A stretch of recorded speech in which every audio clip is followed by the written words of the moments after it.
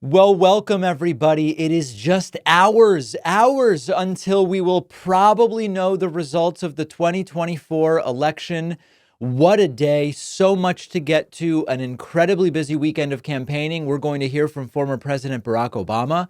We are going to hear from vice presidential candidate Tim Walz. We will hear from the Orange Man, Donald Trump. We're not even going to bother with JD Vance today. I just can't stomach it today. It's just not, you really got to be in a certain mood to be able to stomach JD Vance, and that is not the mood today. And we will also hear from the vice president herself, Kamala Harris, who I have to tell you, no campaign is perfect. Okay. No, you don't do everything right, but she is absolutely crushing when she is given bait to jump into the identity politics stuff.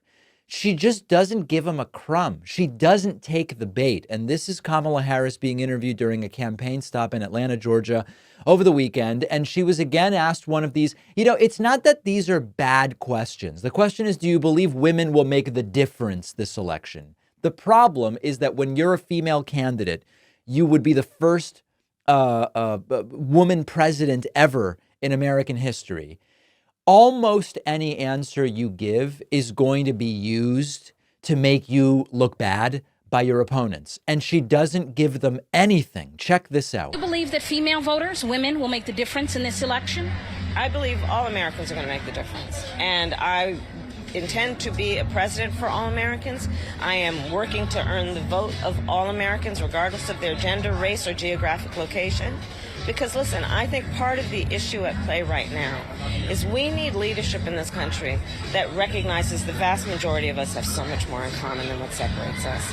I think this is part of the reason that so many people are voting for me who may have formerly voted for my opponent, because they're just exhausted with the approach that's about trying to have Americans point their fingers at each other. People are exhausted with demeaning who we are as a country. This is a degree of on-messageness. I think that's a new term. Nobody's ever on-messageness, staying on message. What about women?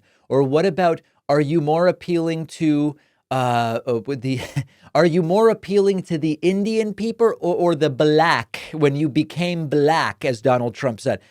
No. I am running to be the president of the United States. That includes people who vote for me and people who don't vote for me, people of any gender, people of any race, people of any economic or otherwise status. This is the right message, and don't let them turn it into, oh, she's trying to just appeal to women and she would be terrible for men, or whatever they would do to twist it around. Very well done. And recall that this one from just a couple of weeks ago was sort of a version of the same type of question. You've been reluctant to lean into, to talk about the historic nature of your candidacy on the campaign trail. Why is that? Well, I'm clearly a woman. I don't need to point that out to anyone. The point that most people really care about is, can you do the job? And do you have a plan to actually focus on them? I hear you on and that is why I spend the majority of my time listening and then addressing the concerns, the challenges, the dreams, the ambitions, and the aspirations of the American people. They deserve to have a president who's focused on them, as opposed to a Donald Trump who's constantly focused on himself. I think. And of course, this really is, we all understand what's at stake here in terms of identity. If tomorrow, Wednesday, maybe Thursday, right? I mean, but Friday on the outside is what it seems. If in the next 24 to 96 hours, we learn that Kamala Harris has become the president-elect of the United States, it won't be because she's a woman, or because she's half Indian, or because she's half black. It will be because she offered something more appealing to the American people than going back to another 4 years of Trump. But we would all recognize what an achievement. What an achievement.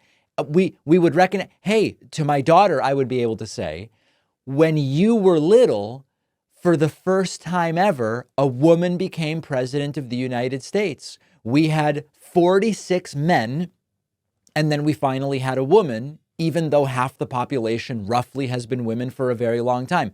That's relevant. It's historic. It's inspirational. But if you reversed the policies, if all of a sudden Harris had Trump's policies, if she was filleting a microphone during a rally, if she was making fun of disabled people, if she was doing all the things that Trump does, and Trump was the one with the positive vision of America, Trump was the one offering Harris's economic plan, et cetera, right? If you just reversed things, I would vote for Trump over Harris because the identity is not how I vote. But we all know what's at stake here as far as that goes as well. And it would be a very interesting story. So Kamala Harris doing an excellent job here, staying on message, making it absolutely clear what is going on and what's at stake. And hard to fault her for that. I wrote a book. This was so much work and a long time coming, but I am thrilled about how it turned out. And I hope you will read it. The book is called The Echo Machine. The 10-second summary is I explain how things broke in American politics, how to fix it, and which countries have already figured it out. No matter who wins in November, we need a plan, and that's what the book is about. If Trump wins, the book is a warning about how we got here and how to prevent it from getting worse. If Kamala Harris wins, the book explains what we do with this incredible opportunity to improve the lives of Americans. The book faces long odds, I will admit. There's the belief that to have a successful political book, you need corporate media, and that it really can't be done successfully with an independent media platform like mine. But I believe that we can prove them wrong. I hope you will order the book today. You can get The Echo Machine at davidpakman.com/echo, on Amazon, Barnes & Noble, Audible, Kindle, anywhere that books, ebooks, and audiobooks are sold. You can also call any local bookstore, ask them to order The Echo Machine by David Pakman. No matter where you get the book, you will get the free pre-order bonuses, including a signed book plate. After ordering, just go to davidpakman.com/freebookstuff. davidpakman.com/freebookstuff to get the free stuff. Let's do this.